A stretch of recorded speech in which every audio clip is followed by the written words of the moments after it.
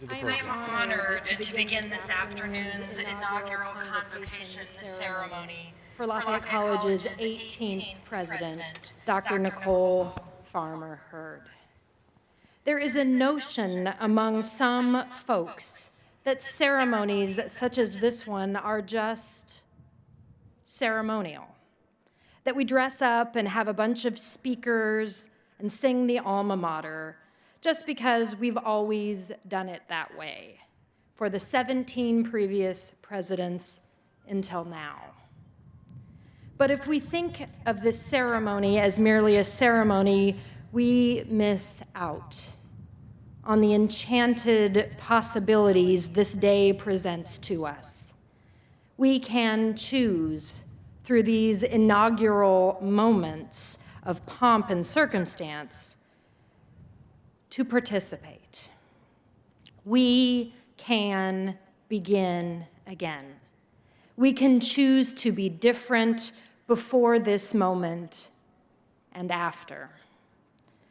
Vice President Annette Diorio, in a message she sent to the Campus Life Division yesterday, put it this way: the inauguration is a moment where we set the direction for the future of the institution and, in many ways, affirm our commitment to the shared values that make us a unique entity. It feels providential that President Hurd so often uses the word community to center her hopes for Lafayette College. So may this gathering be a call to begin anew, inspired by the words of another woman of great character who longed for educational equity and togetherness, Mother Catherine Drexel. If we wish to serve God and love our neighbor well, we must manifest our joy in the service we render to God and to our neighbor. Let us open wide our hearts. It is a joy which invites us. Press forward and fear nothing. Amen. Please remain standing as Sarah Candido, class of 2022, leads us in the singing of America the Beautiful.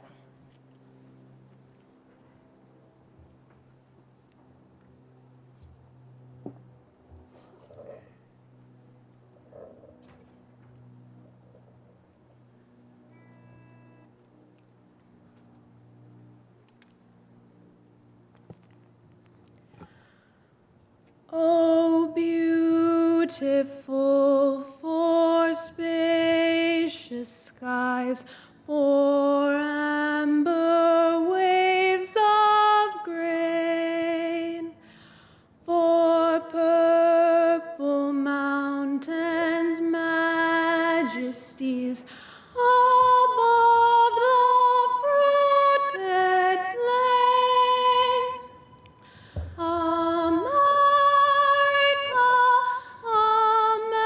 America, God shed his grace on thee, and crown thy good with brotherhood from sea to shining sea.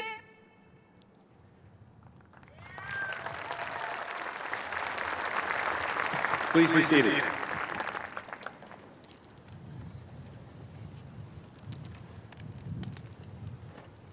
"40 years ago, I was a sophomore wandering somewhere around the quad. And this is a much different place than it was then. It's a much different time. And I don't see a pandemic. I don't see the challenges living in somewhat of a bifurcated world. I don't see those as challenges. I see the moment as an opportunity. An opportunity for this institution to keep traveling on this road, on this journey, maybe to perfection, but certainly a journey that's infinite. It's a journey that will continue. It's a journey that will succeed us all. But this is a moment where we have an opportunity to do something special. At an inflection point that can really make a difference. I'm here to welcome all of you. Thank you for joining us today. It is truly a glorious day. I want to welcome the esteemed presidents of the colleges and universities that have chosen to represent their institutions. Thank you for joining us. The alumni that represent all of the classes of Lafayette, thank you for being here with us.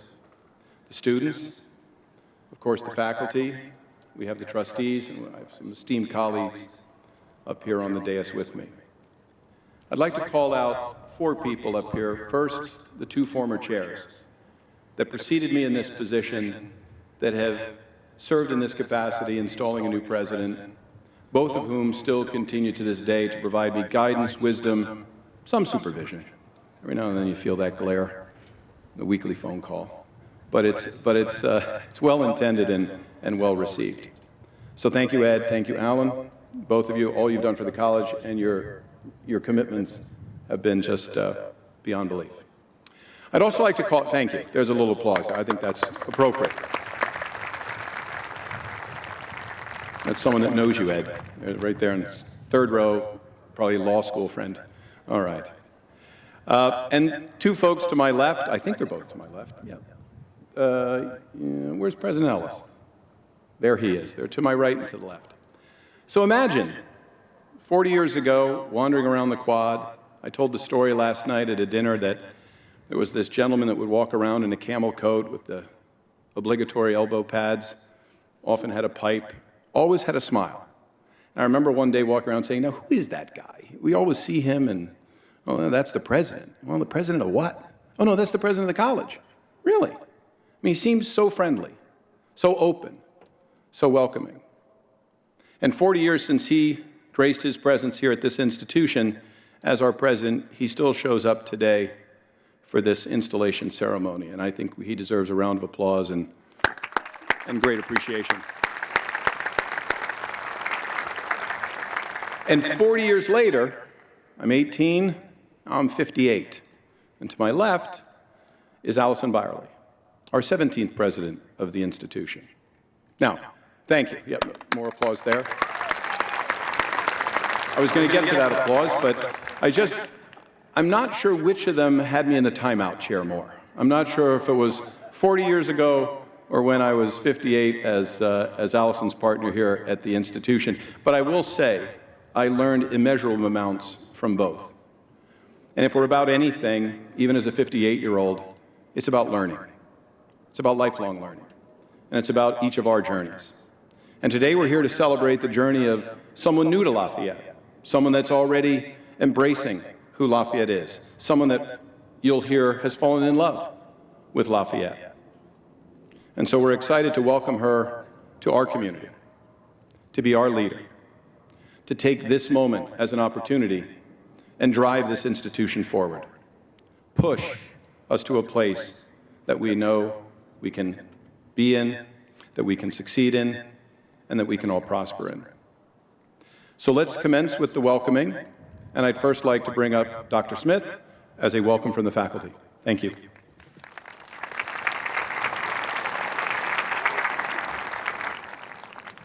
Good afternoon.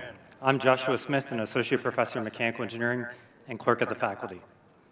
Dr. Nicole Hurd, from the Williams Visual Arts Building and the Williams Center for the Arts to the Acopian Engineering Center, from Oxley Hall to the Oxley Center for Global Education, and from the Hugel Science Center to the Simon Center for Economics, I stand here in front of Old Pardee on behalf of the faculty of Lafayette to offer you a very warm welcome to Lafayette College.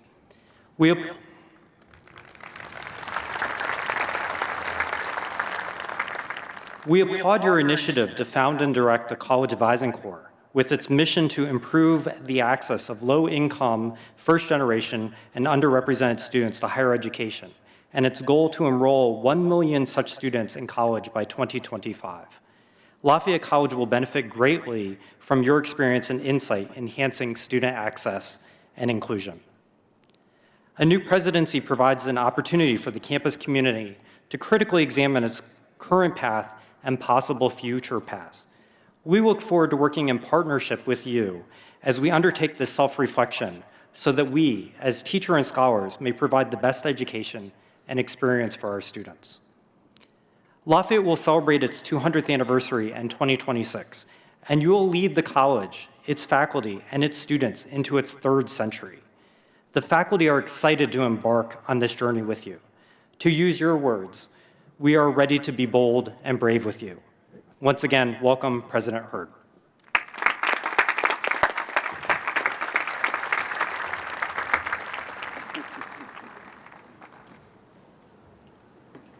Good afternoon.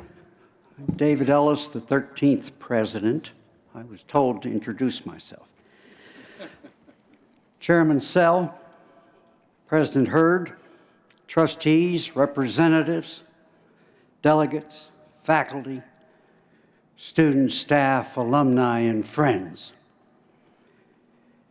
It is a pleasure and an honor to be with you today, to bring greetings to President Hurd from your predecessor presidents of this fine college. And Alison, it's wonderful to see you here and to have the opportunity to thank you for your many contributions. President Hurd, as you come to know the college, you will learn what a special and wonderful institution it is, just as we did. And as everyone here knows, these are unusually challenging times with great opportunities. President Hurd, you bring special talents and experiences to this position. We, your predecessors, like everyone else here, wish you the very best in everything, and we stand ready to be of assistance in any way we can. Go Pards.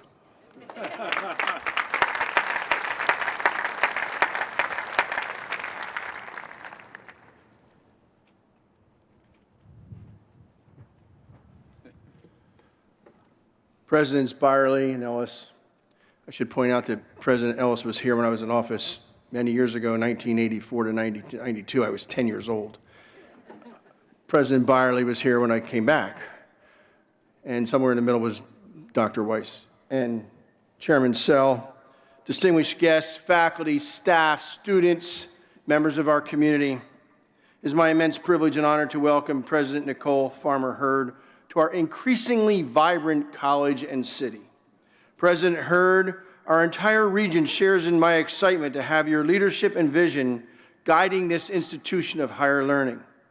In your short time on campus, we have already seen the passion that you bring to this important position and the commitment you bring to our community. She doesn't use the word community without sincere passion.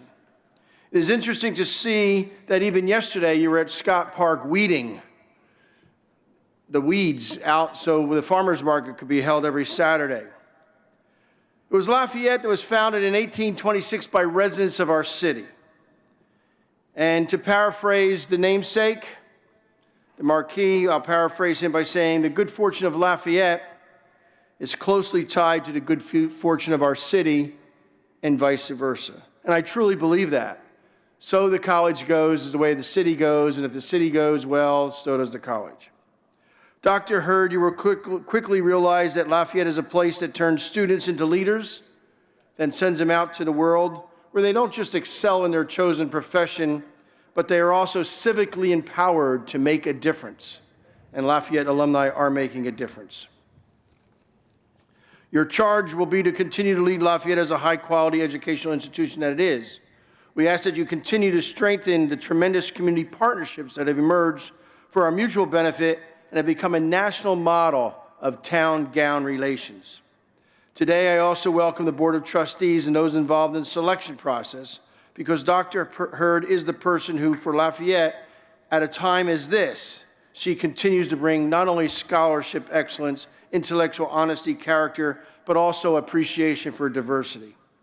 At Lafayette and Easton, you will find warm, caring, giving, resilient, and dependable people who want nothing more than for you to succeed. It is my sincere hope that your tenure as the 18th president of this college will be long and fruitful and will provide you with a personal sense of fulfillment and meaning. Allow me to quote the Marquis just one more time. He said, "I read, I study, I examine, I listen, I think, and of all that, I try to form an idea into which I put common sense as much as I can." I know that you will lead this institution with the intellect and integrity and character and also the common sense that we need. Best wishes to you, Madam President.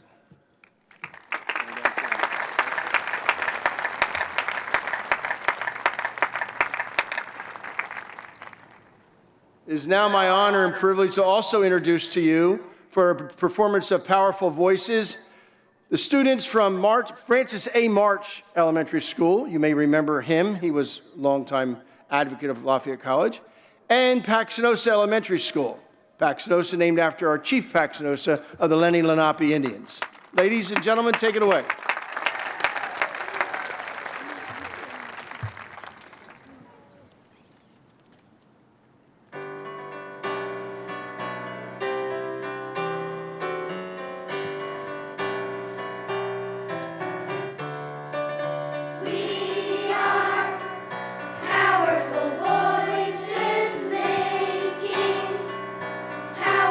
Choices for living and learning, so ever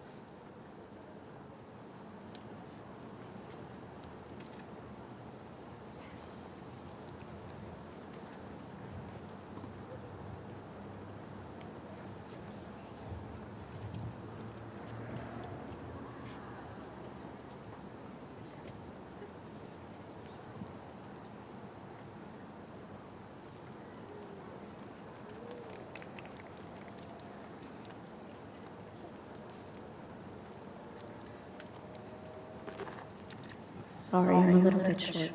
But good afternoon, everybody. Buenas tardes a todos. My name is Flor de Maria Selena Caceres Godoy, although some people just call me Flor.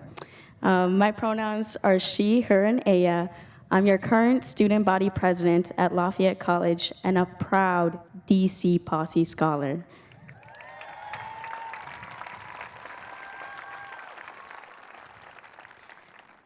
Today, we welcome President Hurd into our Lafayette familia.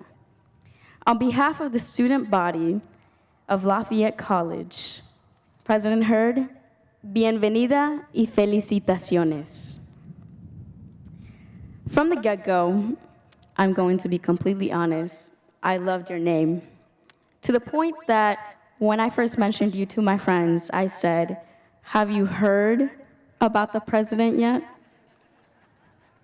Like I said, I was a fan of your name, and I still am. But what gets me about you is that I was even more optimistic and looking forward to seeing you around our campus as soon as I heard all these amazing things and what you stood for as well. But today, I also want to share with you a couple of words that I hope you take to heart. Please be there for your kids. And I do mean to say kids, because this piece of advice intertwines to the type of love I have received from many people who are faculty, staff, and other administrators who have treated me as if I was their own daughter. Even myself, I have established my own tradition of calling those close to me who are underclassmen, especially my posse family, mijo or mija, as a way to show them that I will be there to support them and guide them during their undergraduate career. All I ask is that you too do the same. Aside from this, why I say be there for your kids is because there is one particular favorite Jamaican chef of ours here at Lafayette College who I once told, you are the reason for why we sometimes have the best days here on this campus, because you make the food from the food truck taste phenomenal. You give us each a little bit of home by providing us with the best seasoned food ever. What he replied with next was something I did not expect to be so heartfelt. He said, I love cooking, and I love all of my kids. All of you are my kids. Therefore, I will continue cooking with love for all of you. During your time here as president, I know there will be many things expected of you, but please do not ever lose sight of the fact that we do need you. All that we ask for is that you look out for our Lafayette community and never lose sight of who you are as a person. I know this job will be very demanding, and at times you will be forced to make difficult decisions. But please never stop making this a space where all kids can feel at home, a place where future generations, especially first generation, low income, undocumented, international, or Black and brown students can feel heard, supported, cared for, and protected. I only hope that you are also able to find your own home here as well. After all, you can't really spell community without you and I. I'm placing my full trust in you, President Hurd, and I really hope you continue to grow to love this campus community as much as I have in these last 4 years, and that you promise to stay true to who you are and what you stand for. Usted ahora pertenece a nuestra familia. Once again, bienvenida a Lafayette College, Presidenta Hurd.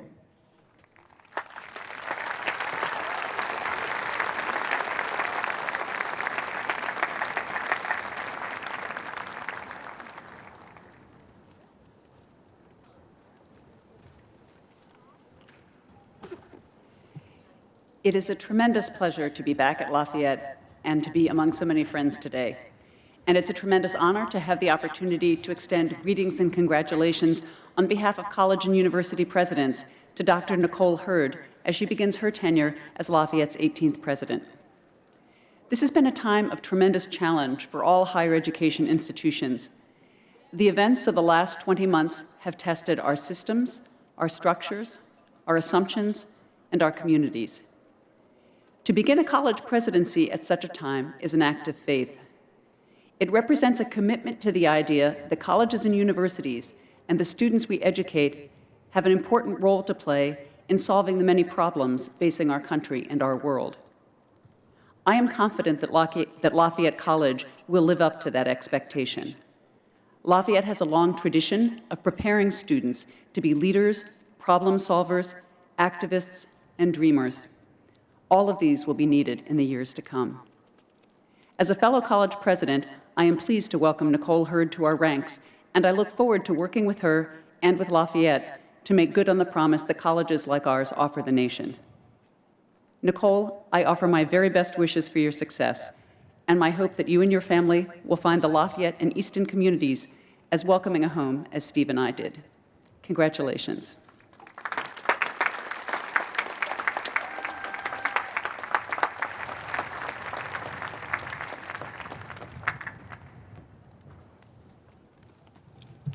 Good afternoon. I'm Tracy Hagert Sutka, class of '82, parent 17, the president of the Lafayette College Alumni Association. I am sincerely honored to be present here today on this important moment in the history of Lafayette College, to represent the Lafayette alumni community at President Hurd's inauguration ceremony. Our academic procession today includes an alumni delegate from every graduating class since 1954. Thank you, H. Eugene Harrison, class of '54, for leading the alumni today.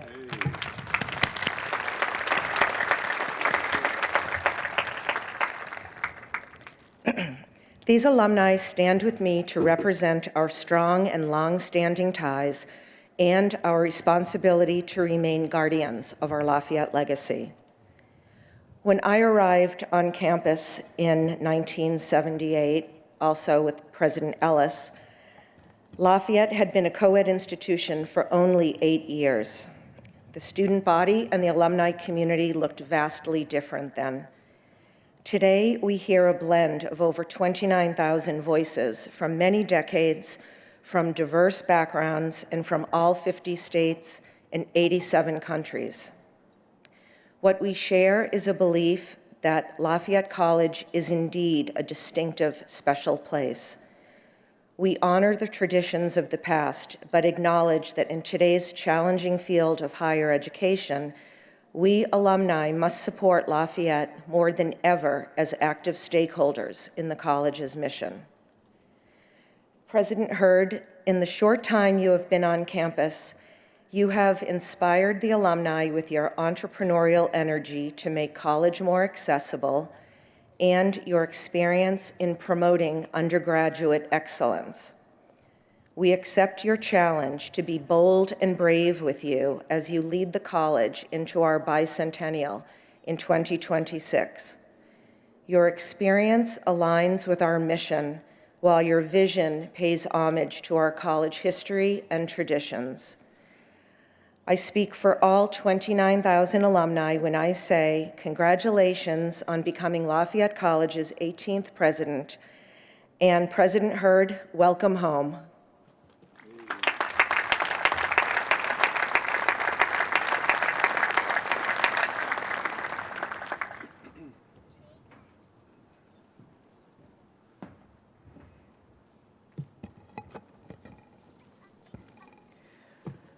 Good afternoon, Lafayette family and friends.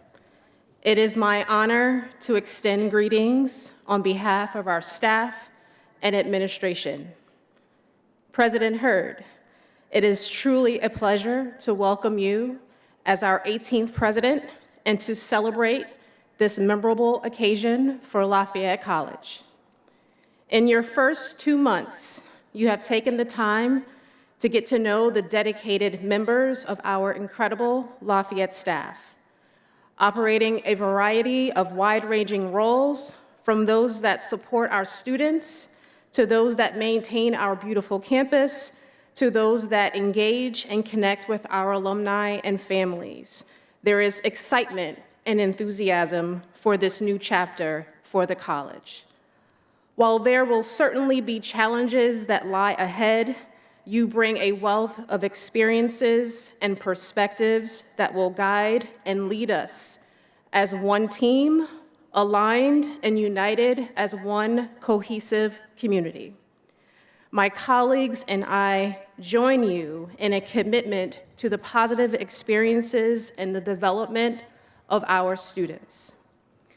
Whether someone has been a member of this community for 3 weeks or 3 decades, it is clear that Lafayette is a special place, a place with a unique combination of liberal arts, engineering, and Division I athletics.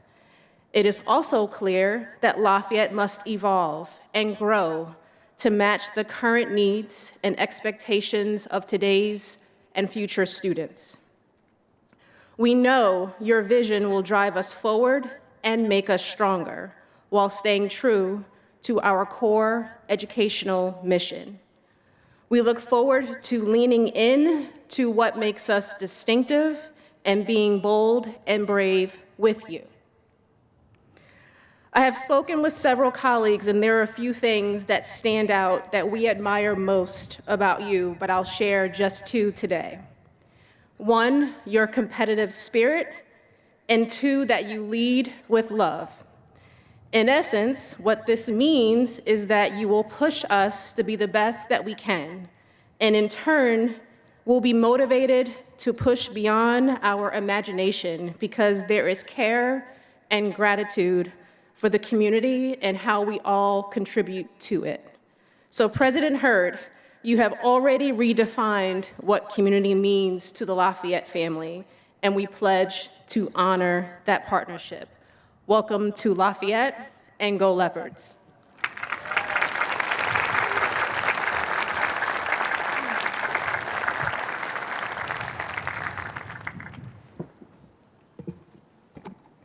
Thank you, Sherryta, and thank you to all the welcomers. I think those were really heartfelt comments and so apropos.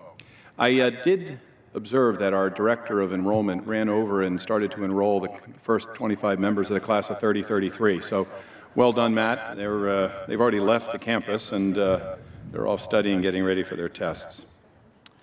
It's now my great pleasure to introduce Edward L. Ayers, President Emeritus of the University of Richmond.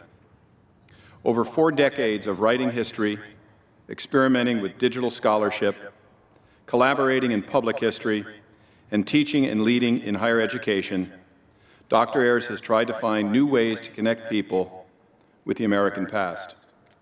He is Executive Director of the online project New American History.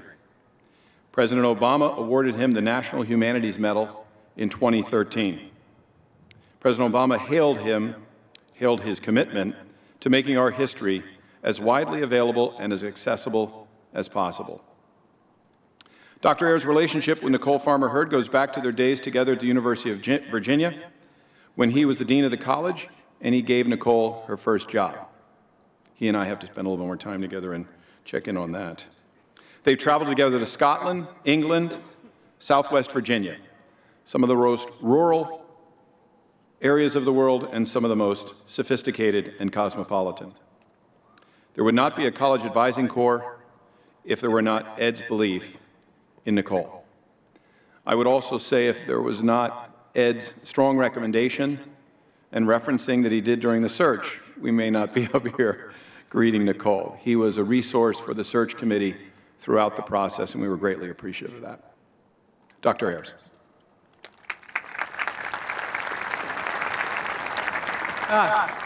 What a beautiful day, beautiful place, beautiful moment. I'm so honored to have a chance to be with you. Now, I can tell already you've learned how remarkable Dr. Hurd is.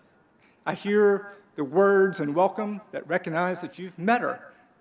You've talked to her for at least 3 minutes and recognized those attributes that she radiates. She's remarkable, and so is her story, and that was a perfect handoff because I want to tell you about the beginning, at least as I know it. So after teaching for 20 years at the University of Virginia, I suddenly found myself dean of the College and Graduate School of Arts and Sciences, basically with no administrative experience, except chairing the faculty senate, and that's not always seen as a qualification for being dean. But I was full of enthusiasm and looking for allies with that same enthusiasm, and I found more than I'd bargained for when I met Nicole Hurd. And she was just finishing her dissertation in American Religious History and working in our Office of Undergraduate Education. People told me, do we have a great ally for you? This Nicole Hurd is really going to be something. So I entrusted her with heading up a new Center for Undergraduate Excellence, designed to help students applying for outside awards and fellowships to foster undergraduate research. And Nicole did a wonderful job of that, working with our most accomplished and confident students. And this is when Nicole and I had a major disagreement. And you've heard her honesty extolled, and so I want to be honest with you as well.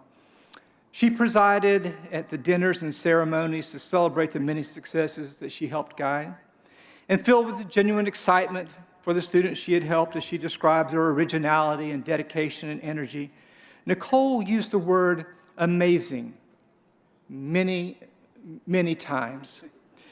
Now, the students were in fact amazing, and Nicole was in fact amazed. One of her great gifts is seeing the world with limitless wonder and possibility.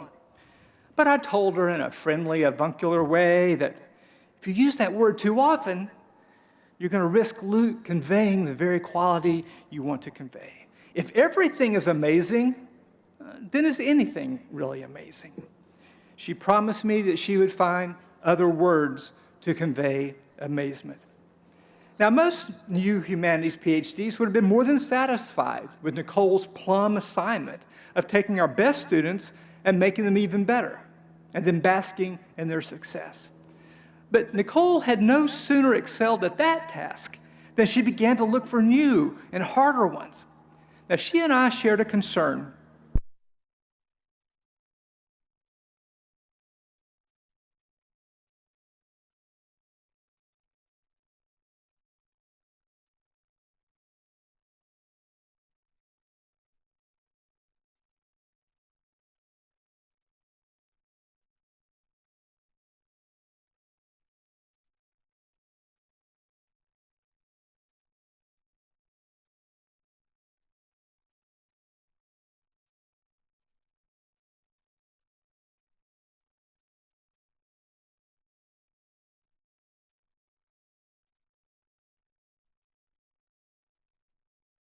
So this brand new PhD, an assistant dean, imagined a partnership in which recent college graduates would locate themselves in high schools. They may not have known much as new graduates, but they knew how to get into and go to college. They could share that information. And they would work alongside guidance counselors, getting to know the students inside and outside of class, attending events, and visiting with parents. In return, they would receive a stipend for their commitment, along with a small down payment toward their graduate education. Now, this vision was compelling because it made sense, and she soon won a $600,000 grant to launch her program. I wasn't really jealous, but I didn't mean to say that out loud. Nicole did not merely conceive of the program, but she built it from the ground up, guide by guide, school by school. Now, I was an eager accomplice in that heartening work, mainly because I believed in Nicole Hurd. But I also helped because I understood the high school kids she was determined to help. I'm sure you can't tell, but I had grown up 20 miles south of the Virginia state line in the mountains of southwest Virginia. I'm assuming it's one of the most sophisticated, beautiful places that we just heard about, not one of the most rural.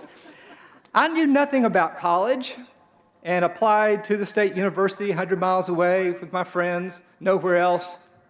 Hoped it would work out. And fortunately, that university served me well and opened every door that I've been fortunate to find the rest of my life. I'm here today because of higher education. Now, Nicole asked if I would visit with her first class of 14 college guys to visit the high schools and communities in which they worked, and I was honored to do so. And one of them was quite near my home on the Virginia-Tennessee border. My major contribution was introducing the team to Pal's, a legendary local fast food place marked by giant fiberglass hamburgers and hot dogs improbably perched on top of their small, square, purple drive-through buildings. I think people from the outside world might have been intimidated by that display of sophistication, but I assured them that they would be welcome to the Frenchy fries and the chipped chicken sandwiches. Don't ask, because as an educator, I'm devoted to expanding students' cultural horizons. And I picture standing in the parking lot, because there's no seating, with Nicole trying out a hot dog with everything. Now, along the way, Nicole and I co-authored an article in the Chronicle of Higher Education telling of the work of the new college guides. And a paragraph in that essay describes the situation Nicole and her team addressed. In this high school, in my home area, 293 students graduated the year the guide arrived.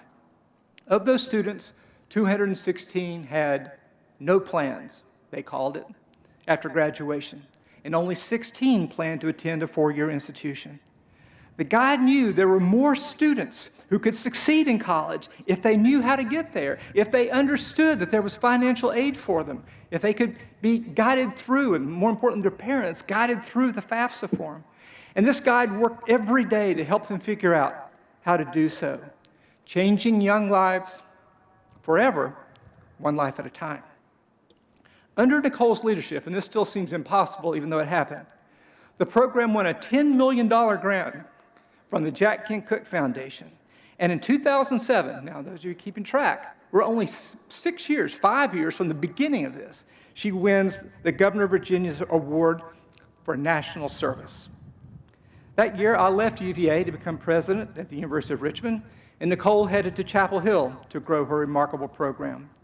This quiet but profound accomplishment unfolded at schools across the nation, growing year after year.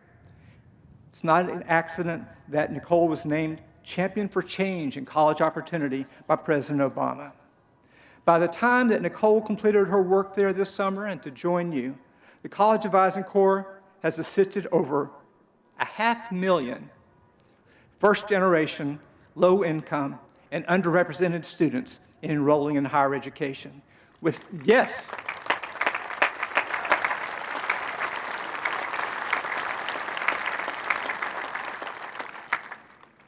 31 partner institutions of higher education and over 2,500 recent graduates serving as advisors.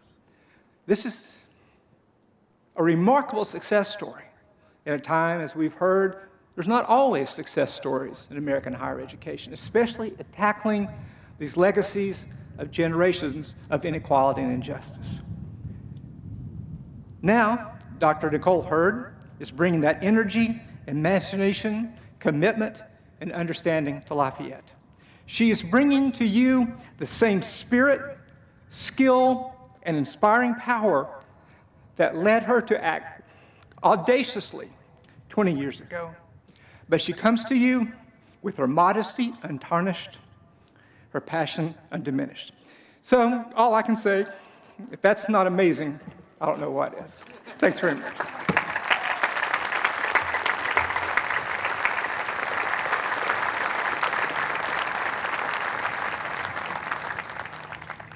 In the script here, there are all these references to handshakes. All I've seen are hugs. So for the rest of the afternoon, be ready to get a big hug. All of you. Did you say Southwest Virginia or Southwest Virginia? Southwest. Southwest Virginia, okay. Well, that is a cosmopolitan place. Of course it is, yes.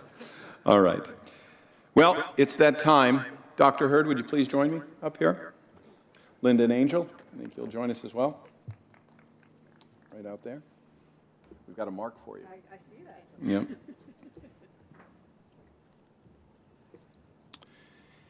We've gathered here today in accordance with academic custom to carry out the formal installation of a new president of Lafayette College. Nicole Farmer Hurd, the trustees have called you to the presidency of this institution. Will you faithfully execute the duties with which you are entrusted? Yes, I will. Will you preserve and advance Lafayette College, taking its students into your care, sustaining the members of the faculty and taking counsel from them, guiding and strengthening its administrators and all others who serve and support the college? Yes, I will. The charter and statutes of the college will now be presented to you by Ms. Linda Asante Carrasco, Vice Chair of the Board of Trustees, and Mr. Angel Mendez, Secretary of the Board.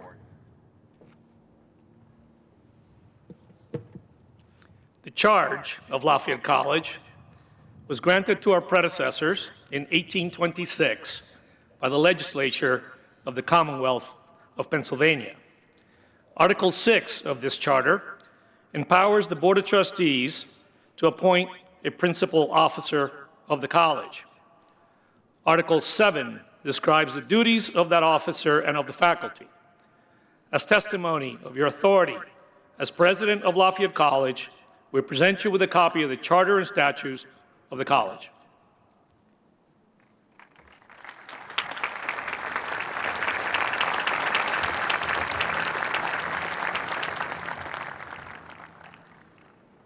Premature hugs. Now, by the authority vested in the Board of Trustees by the Commonwealth of Pennsylvania, I declare you fully admitted to the office to which you have been called. I commend to you the welfare of Lafayette College, and with all others here assembled, I congratulate you as you enter upon the presidency of this institution. Congratulations, Nicole.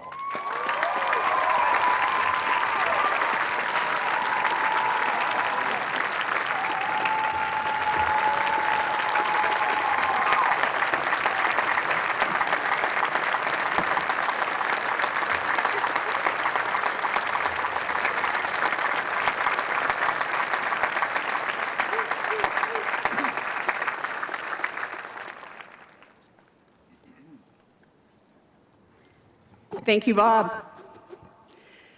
Wow. I have to just take this in for a second. Wow. Okay. Amazing, Ed. It's amazing. All right. I want to begin my remarks by exercising one of the most important core values that I hold dear, the practice of gratitude. And I want to acknowledge a few people who have helped make this moment possible. First, to our board chair, Bob, our vice chair, Linda, and Angel, as well as everyone on the Board of Trustees, thank you for the confidence you have shown in me. I promise to you and to everyone here that I will give you my absolute best each and every day. To Bob and Linda again, who served as chair and vice chair, respectively, of the search committee, and to the members of that search committee who enthusiastically recommended me to take this journey with all of you. I want to thank each of you and acknowledge you by name: Bob, Linda, Chris, Tony, Alvin, Tanju, Kamaka, Jonathan, Sean, Jen, David, Hannah, Mary, and Jim. I fell in love with each one of you by first using my research nerd skills to learn about you on paper, actually on a laptop, and then by engaging in the more important and deep conversations that left me constantly wanting more. I'm not sure it's normal to enjoy a search process as much, but every call and every visit left me thinking I want to be part of that community. It is an honor to join you now and to serve this remarkable place. Thank you for believing in me. To the Inauguration Committee, and I see them right in front of me, especially our co-chairs, Wynn Whitman and Barbara Levy, it is an honor to join the both of you among the ranks of Lafayette women. Your love of this place is palpable, and there is no doubt you make us better and a stronger community. Thank you, Barbara and Wynn.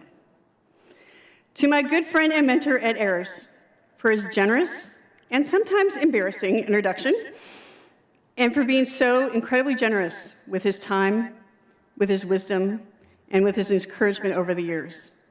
I would not be here if it was not for his guidance, but also for the example he has set. And I mean this, Ed, I want you to hear it. The example you've set as not just a scholar and a leader, but also as a spouse and a parent. There's a saying that you have to see it to be it. I am who I am because I've been watching Ed.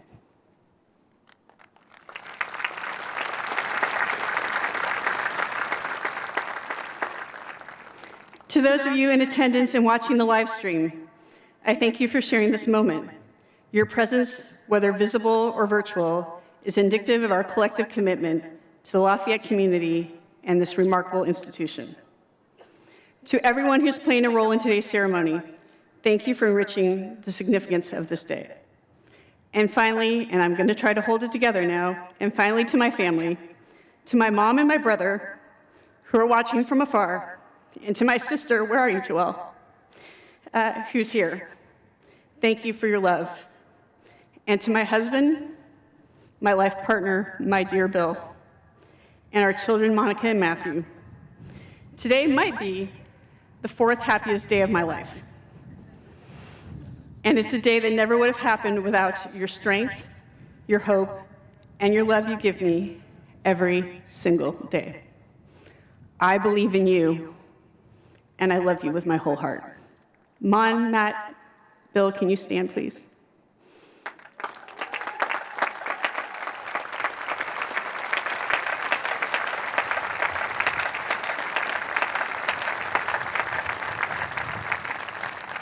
Love you. My working title for these remarks is Becoming Lafayette. I was inspired by the following observation that the former First Lady, Michelle Obama, made in her best-selling memoir, Becoming. She wrote, "Becoming isn't about arriving somewhere or achieving a certain aim. I see it instead as forward motion, as a means of evolving, a way to reach continuously towards a better self. The journey doesn't end." Lafayette, our journey together is just beginning, but we stand on the shoulders of those who came before us, and now we bravely and boldly must come together and forge a new path. We must create the future that this campus, community, nation, and world need. We must become Lafayette. Before I speak to that, as we are still in our getting to know each other phase, let me tell you a little bit about becoming Nicole. I was born in San Francisco, the daughter of two first-generation college graduates who instilled with me the importance of education. And I had the support, like many of us here, of teachers who challenged me, inspired me, and helped me find and use my voice. As I look back, one of the most important moments of my becoming was in 1991, when I decided to be the first woman to run for student body president at the University of Notre Dame. My dear friend, Eric Riggs, after a fair amount of convincing, agreed to be my running mate, and off we went, knocking on doors, hanging up flyers, and if my memory serves me correctly, rocking the debate. See, I'm not competitive at all, Sherryta. Eric and I had not spent a lot of time reflecting on the historic nature of our run, as I was the first woman and he was the first student of color to be on a ticket together, and we had some serious success. We made it to a runoff, and if there had been an electoral college of dorms, we would have won. Again, I am not competitive at all. But that night, we barely lost. The phone began to ring.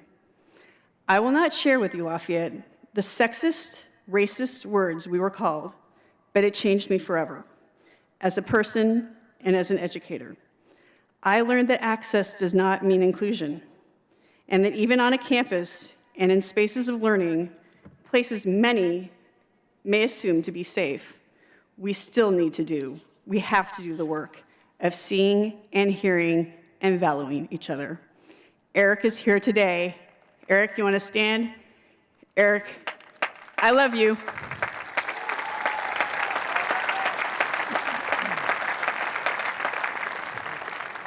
I love you, my friend.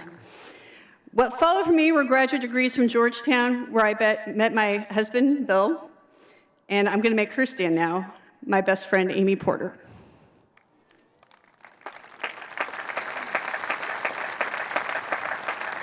I love you, Amy.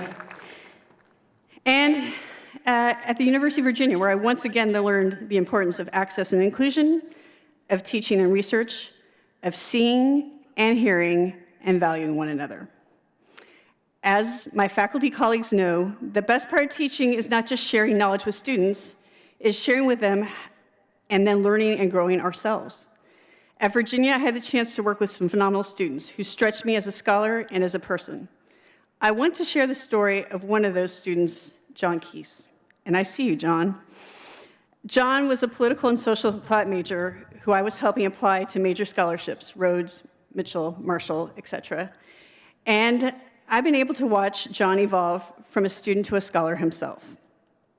As a Mitchell scholar, as a Jack Kent Cooke scholar, as a graduate student at Duke, and now as a professor at Loyola University, Maryland.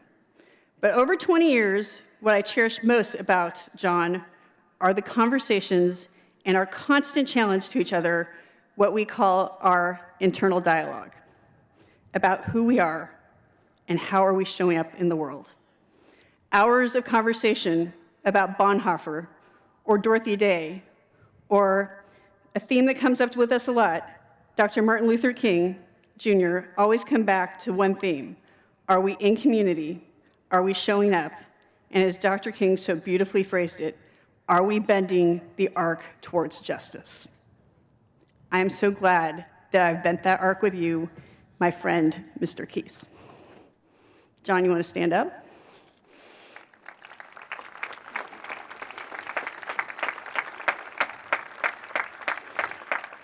Access and inclusion, developing talent, being in community, bending the arc towards justice is why in 2005, with Ed, we started the College Advising Corps, and I took the risk of leaving a traditional academic path with, I'm going to use the word, amazing colleagues and friends, and created a movement that has helped enroll over 525 first-generation low-income and underrepresented students into higher education.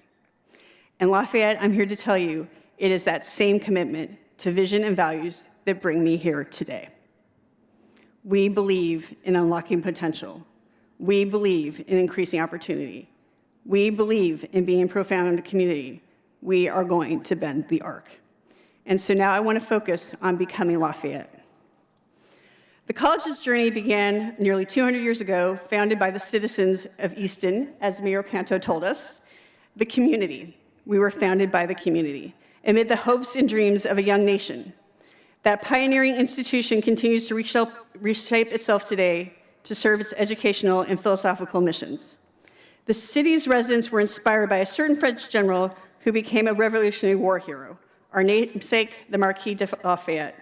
He was 19 years old when he crossed an ocean to join the cause of an independent America. He faced a journey that would have him navigate a new world, forge lasting connections, alter history, and redefine the course of his own life. Our students today are on a similar journey. Like him, they have choices to make, to forge ahead, to take risks, and to answer the call to be of service. Over the last few months, I've had the honor of sitting with a number of Lafayette family members and hearing their stories. From Rexa Haney, who shared with me what it's like to be a professor of color on this campus for almost 40 years, to women who were in the first class in 1970, to students and parents who have shared with me how the personal touch and promise of this community had brought them to this special place. I am still Lafayette in my listening and learning phase of our journey, but please allow me to share some reflections on what I'm seeing as the DNA, the common threads of becoming Lafayette. First, Lafayette is a place that makes the intersections visible and can lead by reconciling tensions, the power of alignment, not necessarily agreement, but alignment. I want to say that one again because it's important. This is a place that makes the intersections visible and can lead by reconciling tensions. And I want to challenge us a bit on this one. We are a place of and that might often think of ourselves as or. It is not liberal arts or engineering. It is not academics or athletics. It is liberal arts and engineering. is academics and athletics. We need to embrace the alignment, the synergy, the space where things can speak to each other, the integration of different types of knowledge. For example, take our role as one of the few outstanding undergraduate liberal arts colleges with a stellar engineering program. See, I didn't say amazing.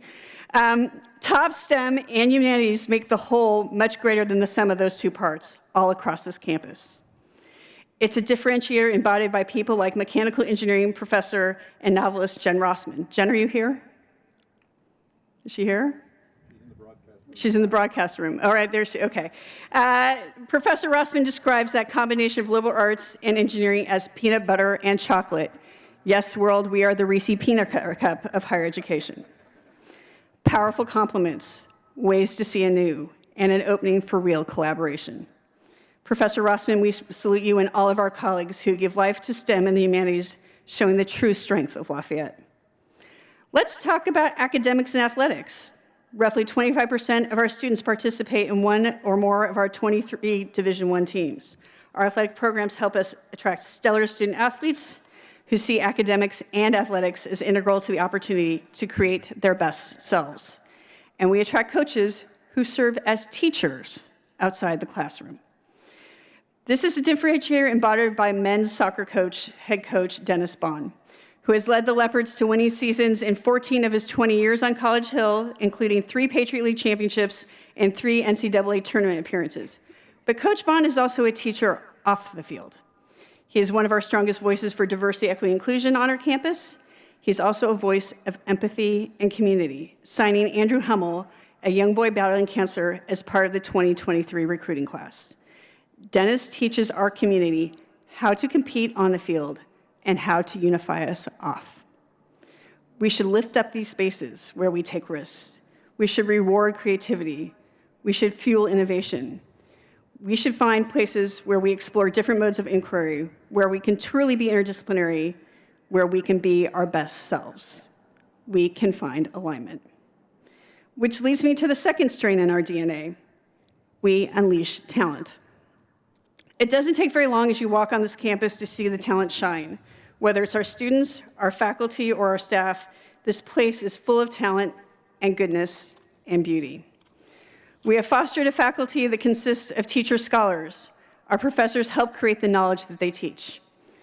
This is a differentiator embodied by people, and I see you, so I'm about to call on you, people like Professor Khadijah Mitchell of biology, whose research on cancer, genetics, and health disparities across populations includes students who make significant contributions to her findings. For Professor Mitchell, the classroom and her research lab are equal partners in the teacher-scholar enterprise. I've had the joy of visiting Professor Mitchell's lab, and what you see there is not just great teaching and research. It is the unleashing of talent, both hers and her students. It is palpable. It is undeniable. You might even say it's magical. To watch her with her students, it is the embodiment of my 2 favorite phrases. We are most powerful when our hearts, our heads, and our hands are in alignment. I've witnessed that power in her lab. In Lafayette, we take the sparks of inquiry and we make them into fireworks of learning. Allow me to share another example, Professor Chris Phillips in English. In my early days on this campus, I've invited faculty to give me the honor of attending their classes. Not to judge or evaluate, but to watch the unleashing of talent, the unlocking of potential. Professor Phillips invited me to his Literature of the Sea class. Some of you might have heard that, because I had a little fall, but it's okay, which met right here on the quad. As I watched him sing sea shanties and stage a tug-of-war, which is where I fell, and I did participate, as we dove into Moby Dick, I saw the students were captivated. The sparks became fireworks, and all of a sudden we were deep in important conversations about context and culture and identity and narrative. The magic was happening. The talent was unleashed. Professor Mitchell and Phillips, are you here? If so, please take a bow on behalf of all of our outstanding faculty that are here to unlock potential.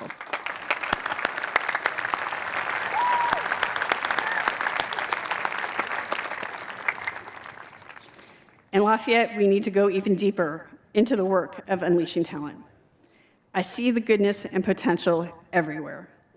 From developing leadership, innovation, and entrepreneurship in the Dyer Center, to community engaged scholarship at the Landis Center, to learning not only in the classroom, but in the libraries, in the Gateway Career Center, in undergraduate research opportunities, and as we once again think about studying abroad in our global engagement work after this pandemic.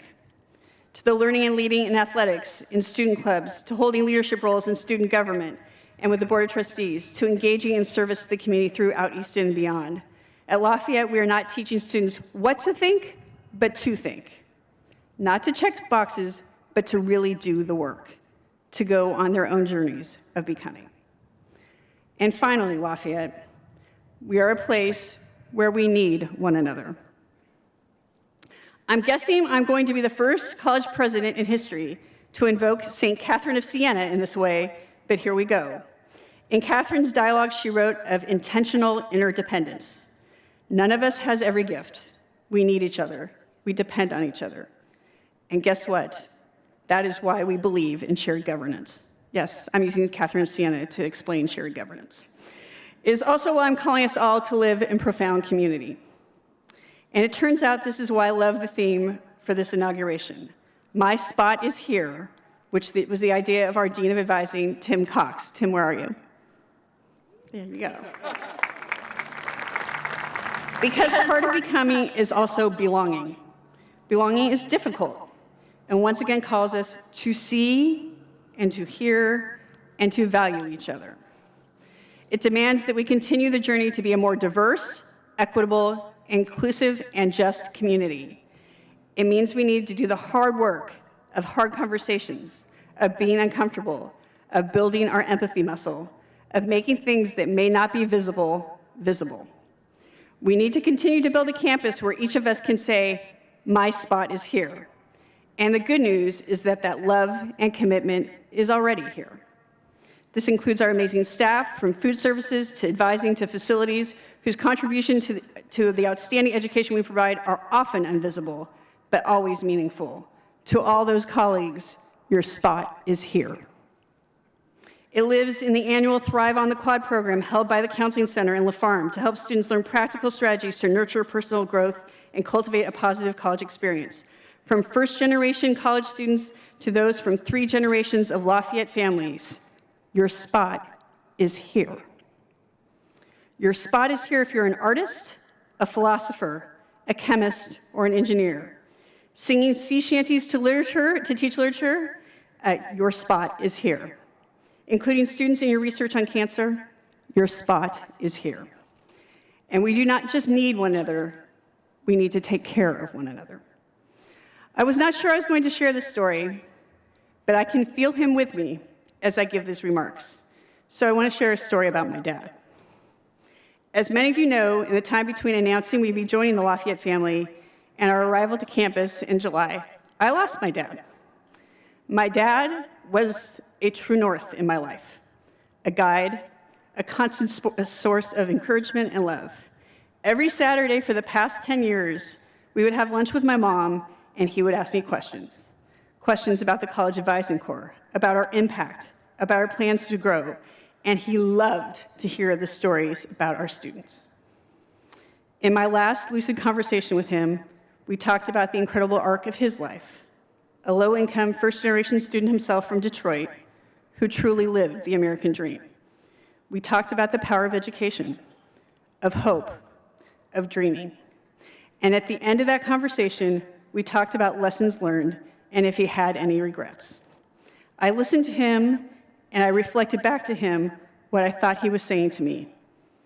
It sounds like you're saying, Dad, that you have to have a clear mind and a kind heart. He looked at me and said, you've got it. Dad had taught me his final lesson. So as we continue to become Lafayette, to have difficult conversations, to do the work of being a community, to really see and hear and value one another, may we do it, as Dad said, with clear minds and kind hearts. I love you, Dad. May we take care of one another. So let me review what I see in our DNA, Lafayette. I see a place where we can reconcile tensions and create alignment, where we can take risks, where we can be truly interdisciplinary, where we can create connections, where we can be both competitive and collaborative, where we engage with our colleague, Dan Sabatino. Are you here, Dan? I love that conversation we had about the meta mindset. Lafayette is a place where we unleash talent and unlock potential, where we believe we are on a lifelong journey of learning and growing and discovering.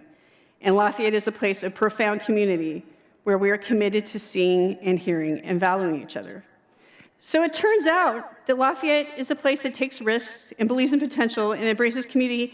Maybe it's not so surprising you chose a religious studies professor turned social entrepreneur who deeply believes in the power of community to join you for your next chapter. Lafayette, family, it turns out we have shared DNA. Someone very wise shared with me that time on a campus is not a sprint or marathon, it's a relay. Today, we honor those who have carried the baton before us on this journey to become Lafayette. We also have the sacred honor now of holding that baton, of running the race. What is going to be the arc of our narrative? Where do we want to go? What will be our legacy? Lafayette, it's time to start our new chapter. And I'm going to say this with my entire head, hands, and heart. Lafayette, it's time for us to lead. There is a saying, a city on a hill cannot be hidden. Well, I'd like to argue a college on a hill cannot be hidden. And I mean an entire hill, from our colleagues on the arts campus to the quad to Metzger's Field.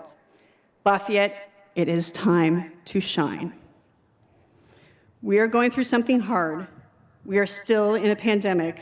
One can argue we are way too divided and way too polarized.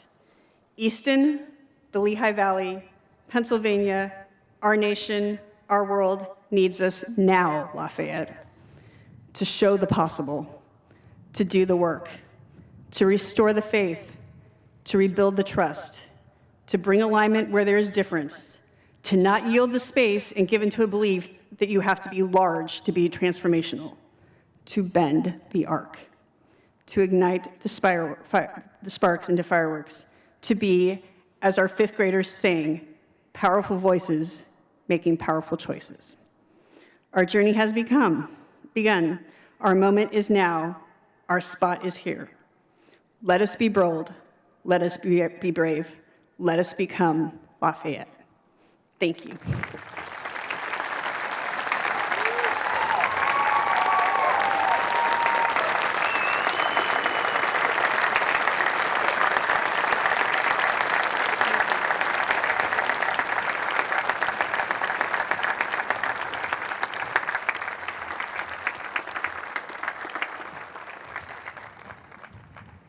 All right, one more hug.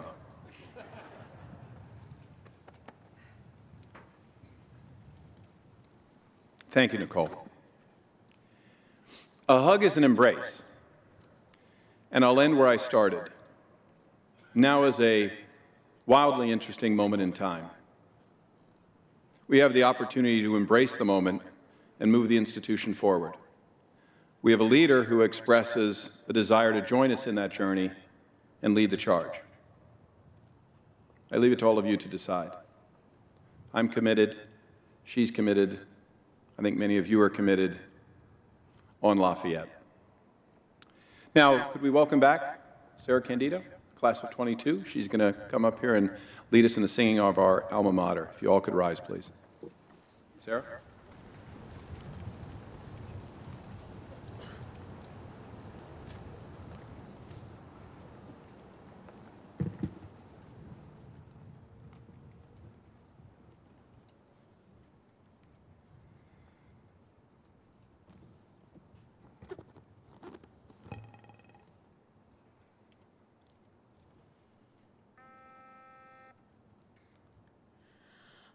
Will God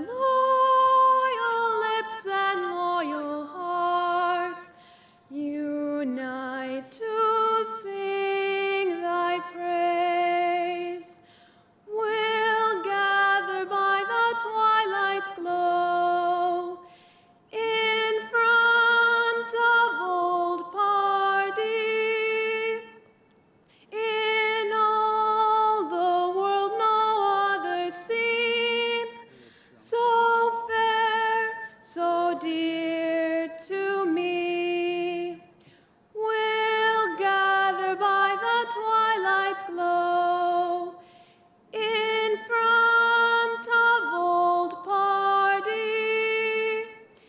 in all the world no other scene, so fair, so dear to me.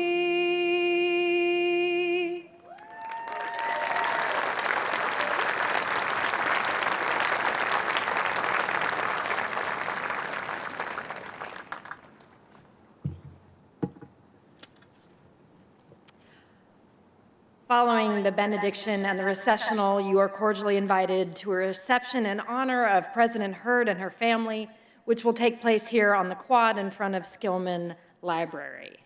However, we ask that you remain in place until the academic procession has left the quad. I feel moved to share with you a quote that has really been a guiding light in my own life, and I'm thinking of it here today for you, Nicole.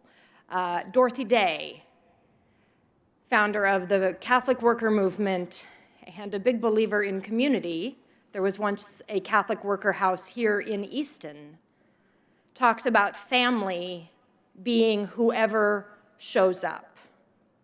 So Nicole, Bill, this is the family that is showing up for you this day.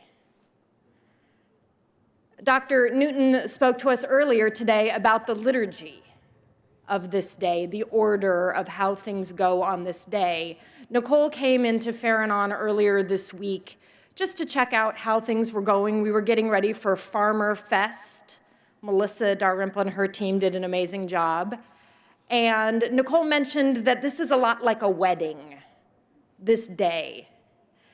And so at this point in a wedding, if I were conducting a wedding ceremony, we would have a charge to the bride and groom, or bride and bride, groom and groom. So here is my charge for Nicole and this community on this day. This comes from John O'Donohue and is a blessing for one who holds power. May the gift of leadership awaken in you as a vocation. Keep you mindful of the providence that calls you to serve. As high over the mountain the eagle spreads its wings, may your perspective be larger than the view from the foothills. When the way is flat and dull in times of gray endurance, may your imagination continue to evoke horizon. When thirst burns in times of drought, may you be blessed to find the wells. May you have the wisdom to read time clearly and know when the seeds of change will flourish. In your heart, may there be a sanctuary for the stillness where clarity is born. May your work be infused with passion and creativity and have the wisdom to balance compassion and challenge. May your soul find the graciousness to rise above the fester of small mediocrities. May your power never become a shell wherein your heart would silently atrophy. May you welcome your own vulnerability as the ground where healing and truth join. May integrity of soul be your first ideal, the source that will guide and bless your work. And whatever you do, in word or in deed, whatever you do, do everything in the service of peace, giving thanks for our many blessings. Amen.